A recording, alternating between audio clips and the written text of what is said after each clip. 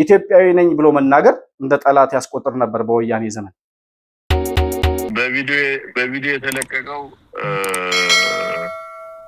እዛ ሳይሆን ሌላ ቦታ ቀደም ብሎ በኦልሞስት መቼ መሰለሽ ኃይለማርያም እያለ የነበረ ሁኔታ ነው። ቪዲዮ የቆየ ነው። እነ መሳይ መኮንን ፋኖን እንደግፋለን፣ የአማራን ነጻነት እንደግፋለን የሚሉት ሰዎች የአማራን ህዝብ እንደ ሲጋራ ረግጠን ጥለነዋል ያለውን ፓርቲ እሱ ቢመጣ ይሻለን ነበር ይላል። ወያኔ ኢትዮጵያ ጨምድዶ ያዘ። ለዚህ ሁሉ መከራ ያበቃን ወያኔ እንደሆነ በደንብ እረዳለሁ። አትሊስት ግን ሰው ሰላም ነበረው። ኢትዮጵያዊነት እንዲፈርስ፣ ማንነታችን እንድናጣ፣ ኢትዮጵያዊ ነኝ ብሎ መናገር ወንጀል እንዲሆን ህወሓት ተመልሶ ቢመጣ ይሻላቸዋል እነሱ። የብሔርተኝነት በሽታ አንድ ያይል ከፍህ እንጂ ከዛ በኋላ ከለከፈ በኋላ ምክንያታዊነት የሚባል ነገር እንደማይኖር ማረጋገጫዎቹ እነ መሳይ መኮንን ናቸው።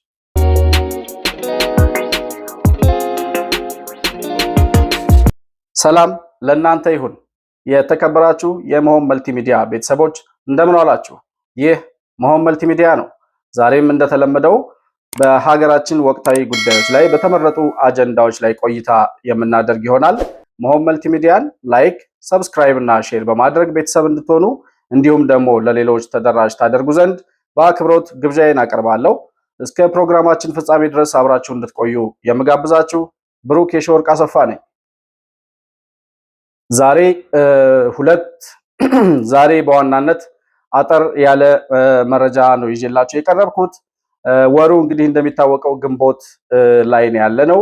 ግንቦት መጨረሻ ላይ ደግሞ በሀገራችን ወሳኝ ክስተቶች የሚፈጠሩበት ወር ነው ግንቦትና በዚህ ወርም ግንቦት 20 በዓል አንዱ መነጋገሪያ ነበር። የግንቦት 20 ከካላንደር ላይ መሰረዝ እንዲሁም ደግሞ ህወሓትና የህወሓት አባላት እንዲሁም የህወሓት ናፋቂዎች እና የግንቦት 20 ናፋቂዎች ግንቦት 20 ለምን ከካላንደር ላይ ተሰረዘብን፣ ስራ ዝግ ሆኖ መዋል ነበረበት ምናምን የሚል ሮሮ ሲያሰሙ ነበር። እንግዲህ የነ ደብረ ጽዮን ህወሓትም ግንቦት 20 አከብራለሁ ብሎ መቀሌ ላይ ሽር ጉድ ሲል እንደነበር ተመልክተናል። እንዲሁም ደግሞ አንዳንድ ሰዎች ጋር ስናወራ የህወሓትና የግንቦት 20 መልካም ነገር ማንሳት የሚፈልጉ ሰዎች አሉ። ማለት መልካም ነገሮች ነበሩት ህወሓት፣ ግንቦት 20ም እንደዚሁ መልካም ነገሮችን አምጥቷል የሚሉ መከራከሪያዎችን የሚያቀርቡ ሰዎች አሉና እሱ ይሄ አባባል ከማይዋጥላቸው ሰዎች መካከል ነኝ እኔ እና በዛ መሰረት ከግንቦት 20 ያተረፍናቸው ነገሮች ያገኘናቸው ነገሮች ምንድን ናቸው? እንዴትስ ሰው ግንቦት 20 ሊናፍቅ ይችላል? ምንድነው ስናስታውስ ትዝ የሚለን ነገር የሚለውን ነገር ነው በዋናነት ዛሬ አጠር ባለ መልኩ አንዳንድ መረጃዎችን ላካፍላችሁ የምፈልገው። የግንቦት 20 ናፋቂዎች ያልጠበቅናቸው ሰዎች ሁሉ ግንቦት 20ን ሲናፍቁ ተመልክተናል። ያው ከህወሓት ተጠቃሚ የነበሩ ወይም ህወሓት ውስጥ የነበሩ ራሳቸው ህወሓት አባላት የነበሩ ሰዎችና እንዲሁም ደግሞ ከህወሓት ተጠቃሚ የነበሩ ከ27 ዓመቱ የዘረኝነትና የብሔርተኝነት አገዛዝ ውስጥ ተጠቃሚ የነበሩ ሰዎች ግንቦት 20 ለምን ተሰረዘብን ብለው ሲሉ ተመልክተናልና እነዛ ሰዎች አንድም ጥቅማቸው የቀረባቸው፣ ሁለትም ደግሞ ኢትዮጵያን የማፍረስ እና የማተራመስ አጀንዳቸው የከሸፈባቸው ሰዎች ናቸውና ህወሓት ማነው ግንቦት 20 የሚባለው በዓል እንኳን አይደለም በኢትዮጵያ በመላው ኢትዮጵያና በኢትዮጵያውያን ዘንድ አይደለም በትግራይ ህዝብና በትግራይ ክልል ራሱ ሊከበር የሚችልበት እድል በጣም እየጠበበ ነው እየመጣ ያለው። እንደምናየው ህወሓትና የትግራይ ህዝብ ምን ያክል እየተለያዩ እንደሆነ ሊሆኑ ይችላሉ ብለን ባልጠበቅነው ፍጥነት የትግራይ ህዝብ የህወሓትን ማንነት ተረድቶ በተለይ ወጣቱ ወደ ለውጥ እያደረገው ያለው እርምጃና ህወሓት ላይ እየተነሳ ያለው ነቀፌታ ምናልባትም ህወሓት ከትንሽ ጊዜ በኋላ በትግራይ ደረጃ ራሱ ላይከበር የሚችልበት እድል እየቀረበ የሚመጣ ነው የሚመስለውና በዚህ ሁኔታ ላይ ያለን ህወሓት አንድም ከፖለቲካ ፓርቲነት በተሰረዘበት ወቅት ህጋዊነቱን አጥቶ ብሔራዊ ምርጫ ቦርድ ህወሓት የሚባል ድርጅት ከዚህ በኋላ በህጋዊነት አላቅም ብሎ ከህጋዊ ፓርቲነት በተሰረዘበት ጊዜ እነ ደብረ ጽዮን ያው በአፈንጋጭነታቸው ዛሬም የጦርነት ነጋሪታቸውን እየጎሰሙ ባሉበት ሰዓት ላይ ነው ግንቦት 20 እየተከበረ በአክባሪዎቹ ዘንድ እየተከበረ የሚገኘው ማለት ነው። በዚህ ሂደት ውስጥ ባለፈውም በሰራሁት ቪዲዮ የግንቦት 20 ትሩፋቶች ምንድናቸው፣ ኢትዮጵያ ምንድነው ያገኙት ከዛ ውስጥ የሚለውን ነገር በደንብ ለማየት ሞክረን ነበር። አሁን በዓሉ መሰረዙን ደግሞ በእውን መሰረዙንና የኢትዮጵያ ብሔራዊ በዓል እንደማይሆን ካረጋገጡ በኋላ ድሮ በኢትዮጵያዊነታቸው የምናውቃቸው ሰዎች ራሳቸው አሁን ካለው ከብልጽግና መንግስት ይልቅ ህወሓት ይሻል ነበር የሚል መከራከሪያ ሲያነሱ እንሰማለን። እና በምንድን ነው ህወሓት የሚሻለው? እስኪ መሬት ላይ ያለው ሀቅ እንደው ህወሓት ይሻላል፣ የህወሓት አገዛዝ ይሻላል ብለው የሚያወሩ ሰዎች ምንድን ነው መከራከሪያ ሊያነሱ የሚችሉት? እንደው እስኪ እንየው፣ የሚሻል ነገር ካለ እንየው የሚሉትን ነገሮች 27 ዓመት የነበረውን ቆይታ ስንመለከት የመጀመሪያው ህወሓት ኢትዮጵያ ላይ ያመጣው ነገር የዘረኝነትና የብሔርተኝነት ትርክት ነው። ከዛም የኢትዮጵያን ህዝብ አንድ የነበረውን የኢትዮጵያ ህዝብ በአንድነቱ የሚታወቀውን በኢትዮጵያዊነቱ የኖረውን ህዝብ በዘርና በቋንቋ ከፋፍሎ የጋራ ታሪክ እንደሌለው፣ የጋራ ማንነት እንደሌለው፣ በጋራ ሀገር እንዳልመሰረተ ሁሉ የአክሱም ሐውልት ለወላይታው ምኑ ነው እስከሚባል ድረስ እንዲሁም ደግሞ የኦሮሞና የአማራ ብሔሮችን ለማጣላት ትልቆቹን የኢትዮጵያ ብሔሮች ለማጣላት ከመንግስት ካዝና ከኦህዴድ ካዝና ወጥቶ የአኖሌ ሐውልት እስከሚሰራ ድረስ የዘረኝነትና የጥላቻ ትርክት ሲነዛ የነበረ ነው። አሁን ያለውን ብልጽግና የሚባለውን ፓርቲ ስንመለከት ወይም የለውጡን በዶክተር አብይ የሚመራውን የለውጥ መንግስት ስናይ ከዚህ አይነት የብሔርተኝነትና የዘረኝነት ትርክት ወጥቶ ወደ ኢትዮጵያዊነት እየሄደ ያለ ወይም በኢትዮጵያዊነት የሚያምን ስለ ኢትዮጵያ ሲናገሩ የሚያምርባቸው ወይም የሚኮሩ መሪዎች ያሉበት ነው። በህወሓት ዘመን ኢትዮጵያ የምትባለውን ሀገር ስሟን እንኳን ለመጥራት እነ መለስ ዜናዊ ሀገሪቱ እያሉ ነበር የሚጠሩት።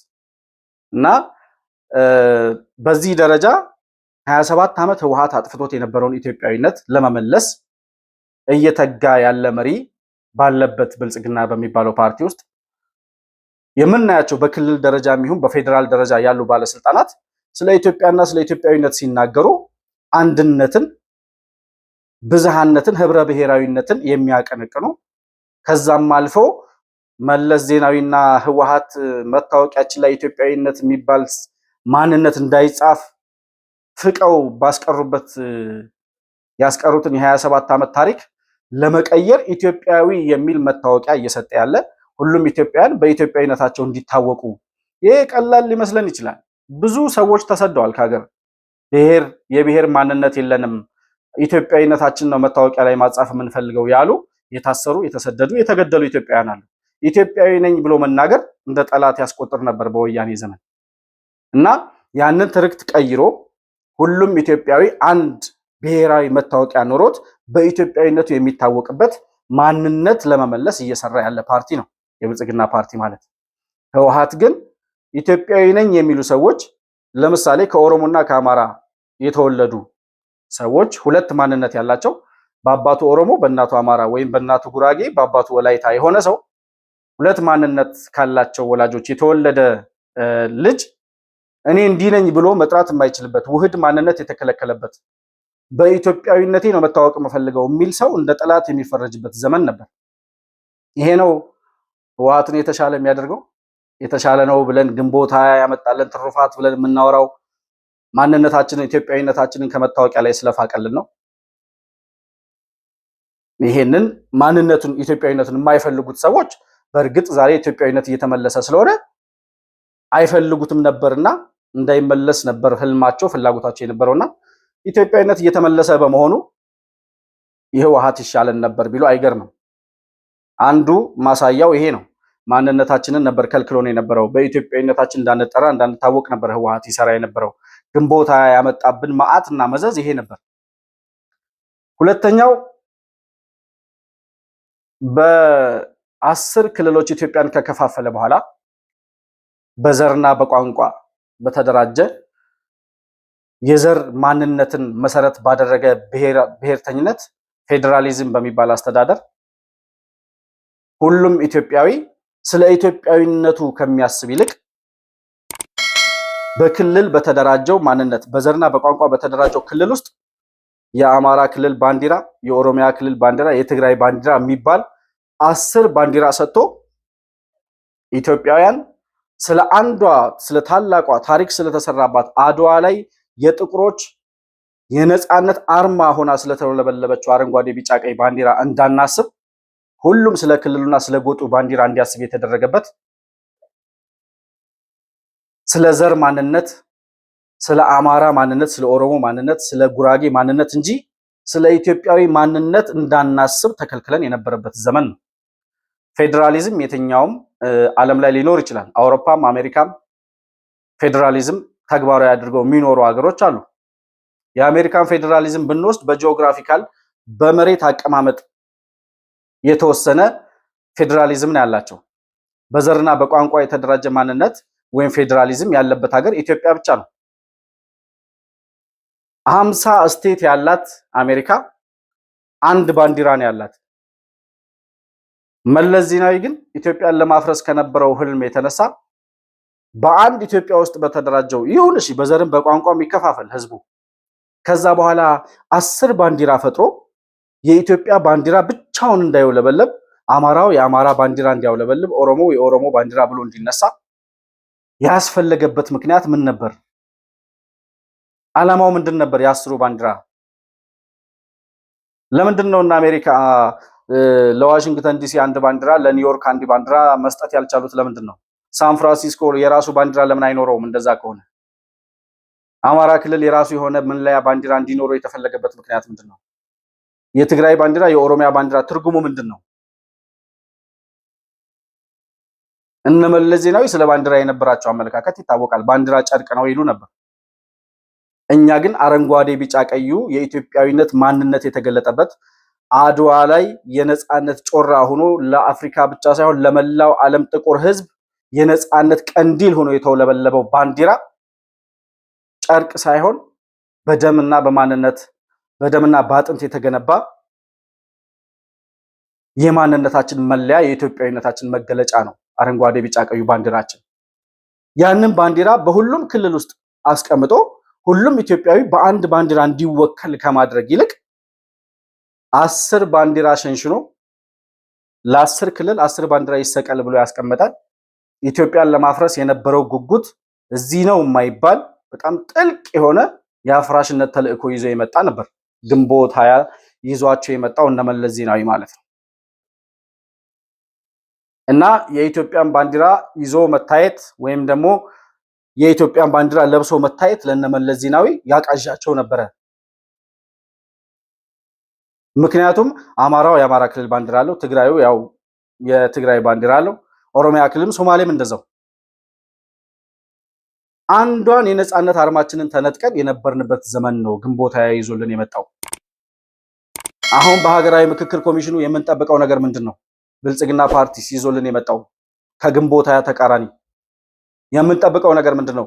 ይሄንን በዘርና በቋንቋ የተደራጀ ፌዴራሊዝም አፍርሶ በጂኦግራፊካል አቀማመጥ ልክ አሁን እንደጀመረው ማዕከላዊ ኢትዮጵያ፣ ደቡብ ኢትዮጵያ እንደሚባለው በአቅጣጫና በጂኦግራፊካል አቀማመጥ የሆነ ማንነትን፣ ቋንቋን፣ ዘርን መሰረት ያላደረገ ፌዴራሊዝም ይከተላል። አንድ አሁን በብሔራዊ ምክክር ኮሚሽኑ የሚወሰን እንዲሆን የምንጠብቀው ነገር አንዱ እሱ ነው። ሁለተኛው ይሄ በዘርና በማንነት በተደራጀ ክልል ውስጥ የሚሰቀል የክልል ባንዲራ አሁን ወደ 14 ክልል ደርሷል ይመስለኛል። የክልል ባንዲራ የሚባል ነገር ጠፍቶ በሁሉም ክልሎች ውስጥ አንድ የኢትዮጵያ ባንዲራ ያቺ የነጻነት ቀንዲል የጥቁር ህዝቦች አርማ የሆነችው አረንጓዴ ቢጫ ቀይ ባንዲራ በመላው ኢትዮጵያ የሚተከልበት ብቸኛ ሆና የምትውለበለብበት ቀን ይመጣል ብለን እንጠብቃለን። በጣም በአጭር ጊዜ ውስጥ ይሄንን ነው እየሰራ ያለው ብልጽግና። ህወሓት ይሻለናል ለሚሉ ሰዎች ነው ይሄን መልስ እየሰጠ ያለው። ግንቦት 20 ይዞት የመጣው ትሩፋት ይሄ ነበር። በጣም ብዙ ማሳያዎችን ማንሳት ይቻላል ስለ ግንቦት 20 ጥፋት፣ ኢትዮጵያ ላይ ይዞት ስለመጣው መዓት። በጣም የሚደንቀኝ ነገር ኢትዮጵያ ከግንቦት 20 የጥፋት ገጀራ ልትተርፍ የቻለችበት ተአምር በጣም ሊጠናና በጣም ብዙ ነገሮች ሊወሩበት፣ ሊነገሩበት፣ ውይይቶች ሊደረጉበት የሚገባ ነው። ምናልባት ኢትዮጵያዊ በሙሉ 99% ኢትዮጵያዊ አማኝ የሆነበት ሀገር ስለሆነ ፈጣሪም ስለሚያግዛት ከዛም አልፎ እነ ዶክተር አብይ በውስጥ ይመሩት የነበረው የለውጥ ቡድን በተጫወተው ሚና ኢትዮጵያ ከግንቦት 20 የመፍረስ አደጋ በተአምር የተረፈችበት ነው እንጂ ወያኔ ልክ ኢትዮጵያን መግዛት የማይችልበት ደረጃ ላይ ሲደርስ ብትንትኗ እንዲወጣ አዘጋጅቶ አደራጅቶ አጣልቶ አባልቶ ነበር አዘጋጅቶን ሄደው።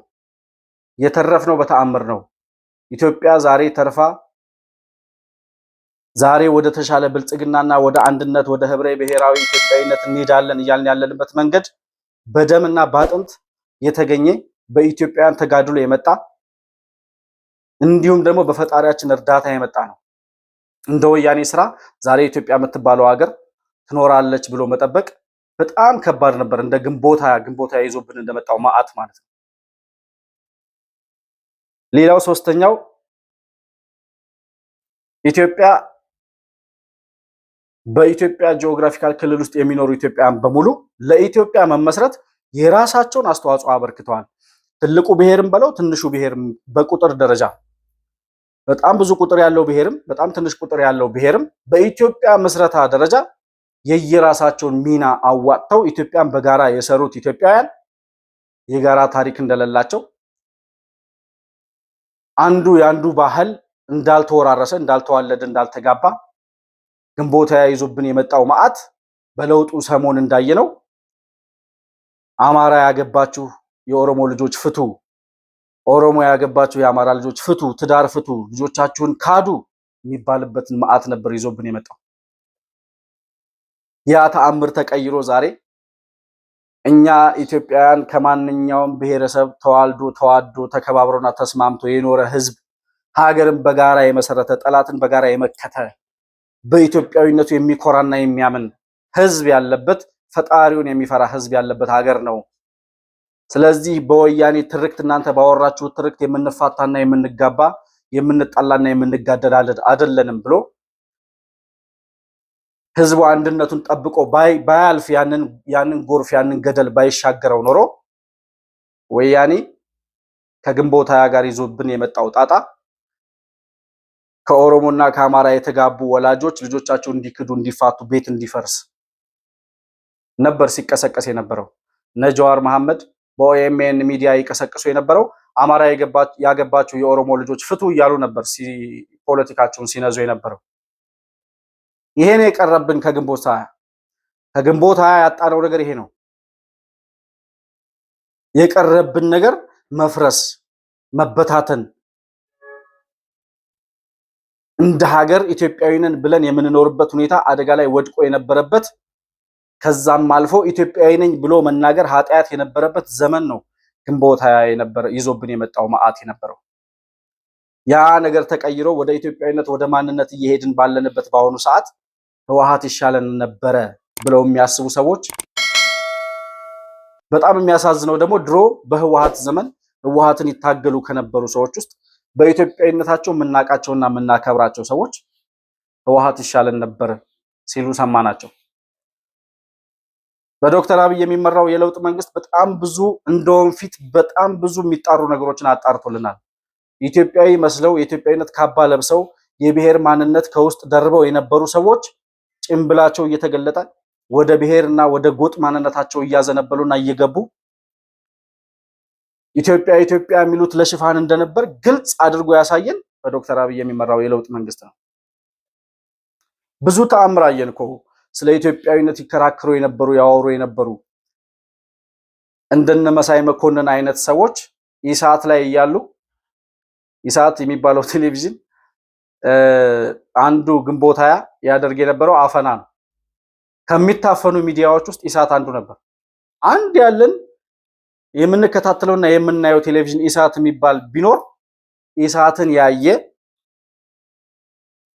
በየቤቱ ዲሽ ሁለተኛ ዲሽ አስገብቶ ኢሳት የሚባለውን የቴሌቪዥን ጣቢያ ከፍቶ የሚያይ ሰው ለእስር ይዳረግ ነበር።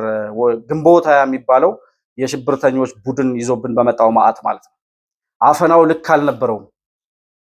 ህወሓትን አፍ አውጥቶ መቃወምና መናገር ለከርቸሌ ለስደትና ለሞትና ለግርፋት ይዳርግ ነበር እና ያኔ ሲታፈኑ ከነበሩ ጋዜጠኞች ውስጥ ኢሳት ውስጥ የነበሩ እነ ሲሳይ አጊና እነ መሳይ መኮንን በኢትዮጵያዊነታቸው የምናውቃቸውና የምናከብራቸው ሰዎች ዛሬ ብሔርተኝነት ኢትዮጵያ ውስጥ ሊጠፋ ሲል ብሔርተኝነቱ ትዝ ብሎ ታስታውሶ የመጣው የአማራ ብሔርተኞች ማህበር ልክ ብሔርተኝነትን ማቀንቀን ሲጀምር በኢትዮጵያዊነቱ የምናውቃቸው ሰዎች በሙሉ የፋኖ ደጋፊ ሆነው ወደ አማራ ጎጥ ማንነታቸው ሲገቡ ተመልክተናል። መሳይ መኮንን በቅርቡ አንድ አሁን ስልጣን ላይ ያሉ የመከላከያ ጀነራል ደወሉልኝ ብሎ የፖለቲካ ጨዋታውን ሲጫወት ተመልክተነዋል። ጀነራሉ የደወሉለት በመልካም አመለካከት ነው፣ ድሮ ያውቁት ነበረ እና እያወራ ያለው እየዋሻ ያለው ወዴት ነው እየሄድክ ያለው አንተ ልጅ የድሮ ማንነት አይሻለም ወይ ሊሉት ነው የደወሉት እሳቸው። እኔ በቀናነት ነው የማየው፣ ባይደውሉ ጥሩ ነበር። መሳይ አወራ አላወራ እዚህ ሀገር ላይ ሊፈጠር የሚችል ነገር ምንም እንደሌለ እየታወቀ እሱን የዛን ያክል መለማመጥ ትክክል ነው ብዬ አላስብም። ግን እንደ አንድ ግለሰብ ሆነው ስለደወሉ ድሮም አቀህ ነበር ስለማቀህ የደወልኩልህ ብለው ስለሚያወሩ እንደ ጓደኛ እንደ ቀረቤታቸው ደውለው አናገሩት። ከዛ ያችን ቪዲዮ ቆርጦ አወጣና ራሱ ቆርጦ ከለቀቀው በኋላ በየት በኩል ተቆርጦ እንደወጣብኝ አላወቅኩምና ሙሉ መረጃውን አዳምጡት ብሎ ሙሉ የስልክ መረጃውን ለቀቅላችኋለሁ አለ። ሲጀመር መሳይ መኮንን ራሱ ነው ያን ቪዲዮ ቀርጾ የሚያወጣው። ለምን? በቃ እየተለመንኩ ነው፣ መንግስት እያናገረኝ ነው፣ እንደዚህ እያልኩ የሚለውን ፕሮፓጋንዳ ለራሱ ስለሚጠቀምበት። ግን በጣም የሚያሳዝነው ነገር አሁን ያለው በዶክተር አብይ የሚመራው መንግስት እንኳን አይደለም መሳይ መኮንንን የትኛውንም ልዕለ ኃያል መንግስት የማይፈራ በኢትዮጵያዊነቱ የሚያምንና የሚኮራ የሚወራውን ሳይሆን መሬት ላይ በሚሰራው ነገር የሚያምን በወሬ ሳይሆን በስራ ማንነቱን የሚያረጋግጥ መሪና መንግስት ስለሆነ ያለው መሳይ መኮንን በማውራቱ ወይም የሆነ ተአምር ሊያመጣ ይችላል ብሎ የሚፈራ መንግስት የለም ዛሬ። ግን ጀነራሉ የደወሉለት እንደ ግለሰብ ስለሆነ እንደ ግለሰብ ያወሩትን ወሬ ነው እሱ ፖለቲካ ሊሰራበት የፈለገው እና እየዋሸ ያለውን ነገር ነው የሚነግሩት እሳቸው። የሚላክልህ መረጃ ሁሉ ውሸት ነው እያሉ እውነታውን ሊያስረዱት ነው የሚሞክሩት። ግን እሱ አንድ ጊዜ የዘርና የብሔር የጎጥ ማንነት ውስጥ ስለገባ እሳቸው የሚያወሩትን ነገር ትቶ ስለራሱ ስለ ጽንፈኞች እና አሁን ያለውን መንግስት ምን ያክል እንደሚጠላው ነው እየተናገረ የሰማ ነው። እና አንድ መረጃ እኔ ስለሙሉ ስለሱ ስለተደወለለት ስልክ ተራ ስልክ ስለሆነ አንድ ግለሰብ እንደ ጓደኛ አይቶ የደወለው ስልክ ስለሆነ በዛ ደረጃ ሙሉ ትንታኔ ማቅረብ አልፈልግም። ስለዛ ግን መሳይ ምን ያክል የውሸት መረጃ እንደሚያቀርብ አንድ ጀነራሉ ያወሩት የነገሩት ማስረጃ አለና እሱን ልጋብዛችሁና ተመልሼ እመጣለሁ። ምኑ ነው የውሸት? እስቲ እንደው የሆነ ይሄ ውሸት ነው። ለምሳሌ ኦነግ ሸኔ አሁን ዛሬ ሰማሁት ኦነግ ሸኔ የገባችው ነው እያለቀ ነው። አዳበርጋ ላይ እንደዚህ ያለቀ ይሄን ያህል እንደዚህ ደመሰሰን የሚሉት የሌለ የውሸት ሪፖርት ነው የነገሩ። በቪዲዮ እኮ አለ እሱ ነገር በቪዲዮ አለ እኮ በቪዲዮ የተለቀቀው እዛ ሳይሆን ሌላ ቦታ ቀደም ብሎ በኦልሞስት መቼ መሰለህ ኃይለማርያም እያለ የነበረ ሁኔታ ነው። ቪዲዮ የቆየ ነው ስለማውቀው። ይሄ ግን ደበረት ብለው የወጣው ውሸት ነው። አሁን ሰኝ ቀድሞ ነው እየሰጠ ባለው ያባረር ነው ምናምን ያለው ውሸት ነው። እዚህ ላይ እንደሰማችሁት ጀነራል ተስፋዬ ይመስሉኛል ስማቸው የሚያወሩት ኦነግ ሸኔ እንደዚህ ሆነ ብለህ ያወራኸው እንደዚህ አይነት እዚህ ቦታ ገባ ብለህ ያወራኸው መረጃ ውሸት ነው፣ በቪዲዮ እኮ የተቀናበረ ነው ይላቸዋል። ይሄ ቪዲዮ በኃይለ ማርያም ዘመን የነበረ ያኔ የተከሰተ ክስተት ነው። እንግዲህ የለውጥ መንግስት እንኳን ከመጣ 7 ዓመት አለፈው። እንደነ መሳይ መኮንን አይነት የባንዳ ልጆች በኃይለ ማርያም ዘመን የነበረ የተቀረጸ ቪዲዮ ፈልገው አውጥተው ነው ዛሬ ኦነግ ሸኔ ኦሮሚያ ክልል ገብቶ እዚህ አይነት ቦታ ላይ እንደዚህ አይነት እርምጃ ወሰደ እያሉ የሚያወሩት። ምን ያክል የረከሰና የሞተ የበሰበሰ ፖለቲካ እንደሚጫወቱ ማሳያው ይሄ ነው። ቢያንስ ይሄ ሰውዬ በጣም ለረጅም ጊዜ በኢትዮጵያ መከላከያ ውስጥ የሰሩ ናቸው። መረጃውን ያውቃሉ። እያደረክ ያለው ነገር ልክ አይደለም፣ ይሄ መረጃ ከዚህ ቦታ የወጣ ነው ሲሉት እንኳን ያንን እንኳን ለመቀበል ዝግጁ አይደለም። ምክንያቱም አንድ ጊዜ ወደ ብሔርተኝነት የወረደ እኔ ህወሓት እና የህወሓት ደጋፊዎች ምን ያክል የዘረኝነት በሽታ እንዳለባቸው ይገርመኝ ነበር። አሁን በአማራ ብሔርተኞች እያየሁ ያለሁት ነገር ግን የብሔር በሽታ አንድ ጊዜ አይልከፍህ እንጂ ከለከፈህ በቃ መዳኛው በጣም ሩቅ እንደሆነ ነው እየገባኝ የመጣው። ህወሓቶች ያውም ለ50 ዓመት የፖለቲካ ትርክት ተተርኮባቸው የመገንጠል የሀገር የመሆን ምናምን የትግራይ ነፃ አውጪ የሚባል ፓርቲ ጫንቃቸው ላይ ተጭኖ ነው የትግራይ ህዝብ ምንም ህወሓትን ቢደግፍ አማራጭም አልነበረው። አማራጭ ማየት የሚችለው በኢትዮጵያዊነቱ የኖረውን የአማራ ህዝብ ትላንትና ፋኖ የሚባል ደንቆሮ የሆነ የጎረምሶችና የዱርዮች ስብስብ መጣ ተብሎ የአማራ ብሔርተኝነትን እያቀነቀኑ ያሉ ድሮ በኢትዮጵያዊነት የምናውቃቸው ሰዎች ምን ያክል ወደ ብሔር አዘቅት ውስጥ እንደሚገቡ ስናይ የብሔርተኝነት በሽታ አንድ አይልከፍህ እንጂ ከዛ በኋላ ከለከፈ በኋላ ምክንያታዊነት የሚባል ነገር እንደማይኖር ማረጋገጫዎቹ እነ መሳይ መኮንን ናቸው። እና በጠቅላይ ሚኒስትር ኃይለ ማርያም ዘመን የነበረ ቪዲዮ አውጥቶ ኢቭን አላስተባበለም። በኃይለ ማርያም ዘመን የነበረ ነው ሲሉት ራሱ አይ ዛሬ የሆነ ነው እንደዚህ አይነት ብሎ ማረጋገጥ እንኳን አልቻለም፣ መከራከር እንኳን አልቻለም። የውሸት እንደሆነ ማረጋገጫም ስለሌለው ውሸት እንደሆነም ስለሚያውቀው እሱ ማለት ነው። እንዲህ አይነት የውሸት ፖለቲካ እየተጫወቱ የሚያስጨርሱት የአማራ ወጣት ያሳዝነኛል በጣም ተሸውዶ ተታሎ እነሱን የሚከተለው። አንዳንዱ ደግሞ ልክ እንደነሱ የደነቆረው ዛሬ የሚነሱን ሚዲያ እየተከታተለ ትላንትና የዋሹትን ሳይጠይቅ ትላንት ዋሽተህ ነበር ዛሬ እንደዚህ ብለሃል ብሎ ሳይመረምርና ሳይጠይቅ ዛሬም ዝም ብሎ የሚጋት ያጎረሱትን ሁሉ ዝም ብሎ የሚውጥ ደንቆሮ ተከታይም አላቸው። እና የዚህ አይነት የውሸት ፕሮፓጋንዳ ነው እነ መሳይ መኮንን የሚጫወቱት። በዚሁ የስልክ ልውውጥ ውስጥ ምን ይላል? እኔ አሁን ብትጠይቀኝ ከብልጽግና ይልቅ ይላል። ራሱ በራሱ አንደበት የሚያወራውን ላሰማችሁ። አሁን እኮ እውነት ለመናገር አሁን ያለንበት ስቴት ኦፍ ማንትን አስተሳሰብ አሁን ያለንበት ቁመና አሁን በምትለው ደረጃ አይደለም። እኔ አሁን ለምሳሌ ከወያኔና ከብልጽግና ብትለኝ እኔ ሁለቱን ላወዳድር የምችልበት አይደለም አሁን የደረስኩበት ድምዳሜ።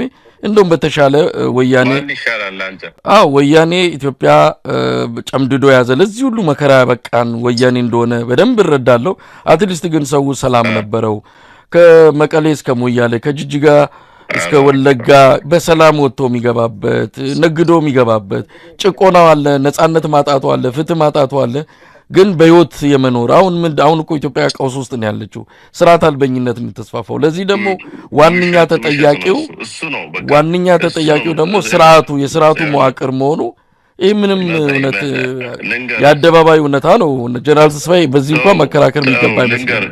እንደምትሰሙት ነው መሳይ መኮንን የሚለው ከብልጽግና አሁን ካለው ወደ ኢትዮጵያዊነት እየሄደ ካለው ወደ ህብረ ብሔራዊነት እየሄደ ካለው ሀገራዊ ምክክር ኮሚሽን ብሎ የሚያጣሉን የሚያጋጩንን እስከዛሬ ያልተስማማንባቸውን ነገሮች ወደ አንድ አምጥተን ተነጋግረን ልዩነታችንን ፈተን ወደ ብልጽግናና ወደ አብሮነታችን ወደ ህብረ ብሔራዊ አንድነታችን እንሄዳለን የሚለውን መንግስት ኢትዮጵያዊነትን ለማፍረስ 27 ዓመት ሙሉ ደፋ ቀና ሲል ከነበረው ህወሓት ጋር አወዳድሮ አሁን ካለው መንግስት ይልቅ ህወሓት ይሻለኛል ይላል። ግንቦት 20 ናፋቂዎች ማለት እነዚህ ናቸው። ኢትዮጵያዊነት እንዲፈርስ ማንነታችን እንድናጣ ኢትዮጵያዊ ነኝ ብሎ መናገር ወንጀል እንዲሆን ህወሓት ተመልሶ ቢመጣ ይሻላቸዋል እነሱ። የአፈናው ልክ መገለጫ የሌለው በህወሓት ምክንያት የተሰደዱ የተገደሉ የተገረፉ አካል ጉዳተኛ የሆኑ ኢትዮጵያውያን ለነመሳይ መኮንን ምናቸውም አይደሉም። ምክንያቱም እነሱ ዛሬ በሚያወሩት የውሸት ፕሮፓጋንዳ በዩቲዩብ ይሸቅላሉ እና አሜሪካ ሳፖርት ያደርጋቸዋል። ትላንትናም አሁን በቅርብ በዚህ ሳምንት የአሜሪካ ኤምባሲ ያወጣውን መግለጫ አይተናል። እንኳን አደረሳችሁ ለግንቦት 20 የሚል ከዛ በኋላ አጥፍቶታል። ተሳስቶ አይደለም ሆን ብሎ የሚያደርገው ነገር ነው ይሄ። ባለፈው መንግስት በድሮን የሚያደርሰውን ጥቃት ያቆም ብሎ አውጥቶ እንዳጠፋው መረጃ ማለት ነው። ይሄ የአሜሪካ መንግስት የሚጫወተው መጀመሪያ ማስተላለፍ የሚፈልገውን መልእክት ያስተላልፋል። ከዛ የተሳሳተ መስሎ ከፔጁ ላይ ያጠፋዋል የለጠፈውን መረጃ እና በእነሱ በኩል ሳፖርት ይደረጋሉ። ዩኤስኤድ በስነ ስርዓት ድጋፍ ያደርግላቸው ከነበሩ ጋዜጠኞችና ሚዲያዎች ውስጥ እነ መሳይ መኮንን እነ ኤርሚያስ ለገሰና እነ ሀብታሙ አያሌው አንዱ እንደነበሩ አሁን በቅርብ የዶናልድ ትራምፕ አስተዳደር ባወጣው መረጃ ላይ ተመልክተናል። ዩኤስኤድ ለሚዲያዎች ድጋፍ ያደርግ ነበር። ድጋፍ ከሚደረግላቸው ሚዲያዎች ውስጥ አንዱ የነመሳይና የነ ኤርሚያስ ለገሰ ያ መረጃ ቲቪ እና ኤምኤስ ምናምን የሚባሉት ሚዲያዎች ሁሉ አሉበት። በዛ ስለሚሸቅሉበት እነሱ በሚያወሩት ውሸት እዚህ አማራ ክልል ላይ የሚሞተው ወጣት፣ ሰላም የሚያጣው ገበሬ፣ ከትምህርት ውጪ የሆነው ተማሪ፣ በልጆቿ ሞት እድሜ ልኳን እያለቀሰች የምትኖረው ኢትዮጵያዊ እናት ለነሱ ጉዳያቸው አይደለም ኪሳቸው እስከሞላ ድረስ እና ህወሓት 27 ዓመት ሙሉ ኢትዮጵያ ላይ ያደረሰው ግፍና በደል ዛሬም ተመልሶ ቢመጣ ይሻላቸው ነበር ለነመሳይ መኮንን። ህወሓት ይሻለኝ ነበር አለ መሳይ። እኔ ጆሮዬን ማመን ያቃተኝ የሰው ልጅ እንዴት በዚህን ያክል ይዘቅጣል? እንዴት ሰው ኢትዮጵያን ለማፍረስ እድሜ ልኩን የሰራ ፓርቲ ተመልሶ ቢመጣ ይሻለኛል ብሎ ለኢትዮጵያውያን እንዴት ያወራል? ይህን ሚዲያ የሚከታተሉ ኢትዮጵያውያን ራሳቸው ጤነኞች ናቸው ወይ?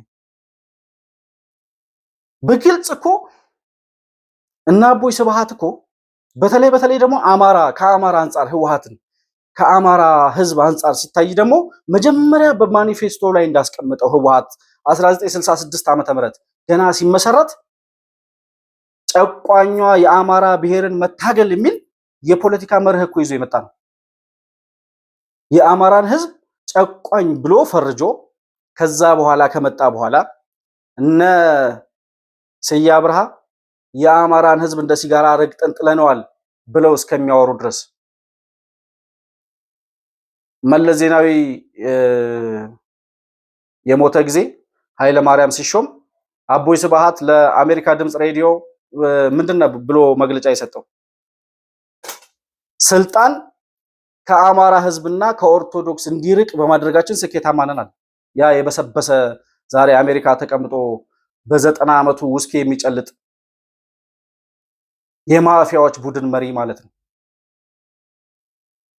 ኃይለ ማርያም የፕሮቴስታንት እምነት ተከታይ ስለነበር ስልጣን ከኦርቶዶክስ እና ከአማራ እንዲርቅ በማድረጋችን ስኬታማ ነን አለ። ዛሬ የአማራ ክልልን ነፃ እናወጣለን የሚሉ ብሔርተኞች ይሄንን ካለ ፓርቲ ጋር አብረን እንሰራለን ሲሉ ሰማቸዋል። እነ መሳይ መኮንን ፋኖን እንደግፋለን፣ የአማራን ነፃነት እንደግፋለን የሚሉት ሰዎች የአማራን ህዝብ እንደ ሲጋራ ረግጠን ጥለነዋል ያለውን ፓርቲ እሱ ቢመጣ ይሻለን ነበር ይላል። ከዚህ በላይ ማፈሪያነት የለም። ከዚህ በላይ ውርደት የለም። ህወሓትን እንደ ጥሩ ፓርቲ እንደ ጥሩ መንግስት አድርጎ እንደሚያወራ ሰው ርካሽና የበሰበሰ ሰው ያለ አይመስለኝም።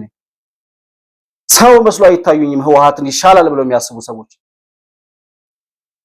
ልጆቻቸው ነገ ታሪክ ሲያጠኑ ታሪክ ሲሰሙ ምን እንደሚሏቸው ምን እንደሚመልሱላቸው ነው ግራ የሚገባኝ። ይሄ ቪዲዮ ይቀመጣል፣ እድሜ ዘመን ይቀመጣል። የሚጠፋ ነገር አይደለም። ዛሬ ያወራው ነገር ነገ ይጠብቃል። ዛሬ ለተራ የፖለቲካ ትርፍ ብለህ መላውን የአማራ ህዝብና መላውን ኢትዮጵያዊ በዘረኝነት ትብታብ ተብትቦ ኢትዮጵያዊነትን ለማፍረስ ሰው የሚመራትን ሀገር እስከ መገንጠል ብሎ አንቀጽ 39ን አስቀምጦ የራሱን ሀገር ለመገንጠል አቅዶ ሲሰራ የነበረ መንግስት እንዴት ይሻላል ብሎ ያወራል ሰው? ያውም የኢትዮጵያን ፖለቲካ ያውቃል፣ እድሜ ልኩን በፖለቲካ እና በጋዜጠኝነት በፖለቲካ ትንታኔ ውስጥ ኖሯል የሚባል ሰው እንዴት ህወሓት ይሻላል ብሎ ያወራል? ህወሓት ከዚህ በኋላ ወደ ኢትዮጵያ ስልጣን የሚመጣበት መንገድ ዝግ ባይሆን ተመልሶ የኢትዮጵያ ስልጣን ላይ እንደገና የነበረ የዘረኝነት ለሃጩን የሚያዝረከርክበት ጊዜ ያለፈና ያከተመ ከህወሓት ጋር አብሮ የሞተ ባይሆን እድል ቢኖረው ህወሓት እኮ እነዚህ ሰዎች ዛሬም ያንን የዘረኝነት ቀንበር ላያችን ላይ ለመጫን የሚታገሉ ሰዎች ናቸው። መሳይ መኮንን የዛሬ ዓመት የዛሬ 2 ዓመት ስለ ኢትዮጵያዊነት ያወራው የነበረውን ነገር በገንዘብ በፍራንክ ተታሎ ሆድ ሲሞላ ጭንቅላት ይደፈናል እንደሚባለው ትላንት ያወራውን ክዶ ህወሓት ይሻለናል የሚሉ ሰዎች ዛሬም ግንቦት 20 ሲናፍቁ ያየናቸው ነው። የግንቦት 20 ነፋቂዎች አብረው ከግንቦት 20 ጋር ይፋቃሉ እንጂ ተመልሶ ግንቦት 20 ወደ ኢትዮጵያ ታሪክ የሚመጣበት እድል ዜሮ ነው፣ አክትሟል። በጣም የሚያሳዝነው ግን በተለይ ከአማራ ህዝብ አንጻር ህወሓትን የሚመዝን ሰው አማራን ለማጥፋትና የአማራን ህዝብ ምንድነው በብሔር ብቻ ሳይሆን እንደ ግለሰብ ለማጥፋት አማራ የሚባለውን ብሔር ለብቻ ነጥሎ ሊያጠፋ ሲታገል የነበረን ፓርቲ አሸባሪ የማፊያ ቡድን እሱ ይሻለ ነበር ብሎ እንደማውራት የሚያሳፍርና የሚቀፍ ነገር የለም። እና ሰው ይሄንን እያየ እነዚህ ሚዲያዎች የሚከታተል ሰው መንቃት አለበት። እነዚህ ሰዎች አላማቸው ኪሳቸውን መሙላት ነው። ከዛ በተረፈ እነሱ ኪሳቸው እስከሞላ ሆዳቸው እስከሞላ ድረስ ማንም ይምጣ ማንም ኢሳያስ አፈወርቂ እድል ቢኖረውና ኢትዮጵያን መጥቶ የመግዛት እድል ቢኖረው ይምጣና ይምራ እንደሚሉ ምንም ጥያቄ የለው። ይሄው የግንቦት ወረዝራዥ ዛሬ በነደብረ ጽዮን የሚመራው ፍንካቹ ህወሓት ከኢሳያስ ጋር ብሬ እሰራለሁ ሲል እየሰማን ነው። ከዚህ በላይ ድንቁርና ከዚህ በላይ ሞት የለም። እና መጨረሻ ላይ ማለት የምፈልገው ከግንቦት ሃያና ከህወሓት የቀረብን ዘረኝነት፣ ብሔርተኝነት፣ ጥላቻ፣ እርስ በርስ መናናቅና መገፋፋት ኢትዮጵያዊ ማንነታችንን እንዳንገልጽ የተከለከልንበት ኢትዮጵያ እንድትገነጠል እስከ መገንጠል የሚል አንቀጽ ህገ መንግስት ውስጥ የገባበት ከዛም አልፎ የሀገርን ሀብት ቦጥቡጦ ህዝቡን በድህነት አረንቋ ላይ አስቀምጦ ውስን የህወሓት ባለስልጣናትና ተከታዮቻቸውን ባለጸጋ ያደረገ ፓርቲ ከኢትዮጵያ ገጽ ላይ የተገነጠለበት ጊዜ ላይ ስላለን የቀረብን ያ የዘረኝነት፣ የጥላቻ፣ የሌብነት፣ የማፊያነት ዘመን እንጂ ከላያችን ላይ የተገነጠለልን ሌላ ምንም የቀረብን የምናስታውሰው መልካም ነገር የለም። ህወሓትና ግንቦት ሃያ ላይመለሱ ከኢትዮጵያ ገጽ ላይ ተፍቀዋል። ተከታዮቻቸውና የነሱ ግብረአበሮችም አብረው ከነደብረ ጽዮን ጋር ወደ መቃብር ይወርዳሉ። ይህንን በእውን ያውን በጣም በቅርብ ጊዜ የምናየው እውነት ነው የሚሆነው። ለዛሬ የግንቦት ሃያን ትሩፋት እነ መሳይ መኮንን ይሻለናል የሚሉትን በዚህ ደረጃ ካየን ይበቃናል ብዬ አስባለሁ። የተከበራችሁ ተመልካቾቻችን የዛሬው ፕሮግራሚን በዚሁ ነው የምቋጨው። መሆን መልቲሚዲያን ላይክ፣ ሰብስክራይብ እና ሼር በማድረግ ቤተሰብ መሆናችሁና ለሌሎች ተደራሽ እንዲሆን ማድረጋችሁ እንዳትዘነጉ። እንዲሁም ደግሞ መሆን መልቲሚዲያ ማደግ አለበት መስፋት አለበት ብላችሁ የምታስቡ ወዳጆቻችን መሆን መልቲሚዲያን በሱፐር ቻት እና በሱፐር ታንክስ መደገፍም እንደምትችሉ ለማስታወስ እወዳለሁ። በሌላ ፕሮግራም እስከምንገናኝ ድረስ ሰላም በያላችሁበት ለእናንተ ይሁን።